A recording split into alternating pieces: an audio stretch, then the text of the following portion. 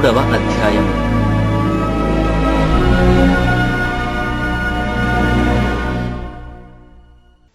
మనము దేవుని పిల్లలమని పిలువబడునట్లు తండ్రి మనకెట్టి ప్రేమను అనుగ్రహించెనో చూడుడి. మనము దేవుని పిల్లలమే. ఈ హేతువు చేత లోకము మనలను ఎరుగదు, యాలనగా అది ఆయనను ఎరుగలేదు. ప్రియులారా, ఇప్పుడు మనము దేవుని పిల్లలమై ఉన్నాము. మనమిక ఏమవుదుమో అది ఇంకా ప్రత్యక్షపరచబడలేదు గాని ఆయన ప్రత్యక్షమైనప్పుడు ఆయన యున్నట్లుగానే ఆయనను చూతుము గనుక ఆయనను పోలియుందమని ఎరుగుదుము. ఆయన యందు ఈ నిరీక్షణ పెట్టుకొనిన ప్రతివాడును ఆయన పవిత్రుడై ఉన్నట్టుగా తన్ను పవిత్రునిగా చేసుకొనును. పాపము చేయు ప్రతివాడును ఆజ్ఞను అతిక్రమించును. ఆజ్ఞాతిక్రమమే పాపము. పాపములను తీసివేయుటకై ఆయన ప్రత్యక్షమాయనని మీకు తెలియను. ఆయన యందు పాపమేమీయూ లేదు. ఆయన యందు నిలిచియుండువాడెవడును పాపము చేయడు. పాపము చేయువాడెవడును ఆయనను చూడనూ లేదు, ఎరుగనూ లేదు. చిన్నపిల్లలారా, ఎవనిని మిమ్మును మోసపరచనీయకుడి. ఆయన నీతిమంతుడై ఉన్నట్టు నీతిని జరిగించు ప్రతివాడును నీతిమంతుడు. అపవాది మొదట నుండి పాపము చేయుచున్నాడు గనుక పాపము చేయువాడు అపవాది సంబంధి. అపవాది యొక్క క్రియలను లయపరచుటకే దేవుని కుమారుడు ప్రత్యక్షమాయను. దేవుని మూలముగా పుట్టిన ప్రతివానిలో ఆయన బీజము నిలుచును గనుక వాడు పాపము చెయ్యడు. వాడు దేవుని మూలముగా పుట్టినవాడు గనుక పాపము చేయజాలడు. దీనిని బట్టి దేవుని పిల్లలెవరో అపవాది పిల్లలెవరో తేటపడును. నీతిని జరిగించని ప్రతివాడును తన సహోదరుని ప్రేమింపని ప్రతివాడును దేవుని సంబంధులు కారు.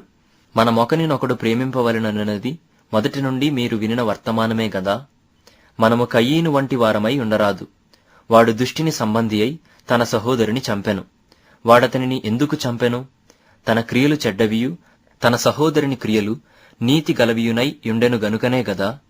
సహోదరులారా, లోకము మిమ్మును ద్వేషించిన ఎడల ఆశ్చర్యపడకుడి. మనము సహోదరులను ప్రేమించుచున్నాము గనుక మరణములో నుండి జీవములోనికి దాటియున్నామని ఎరుగుదుము.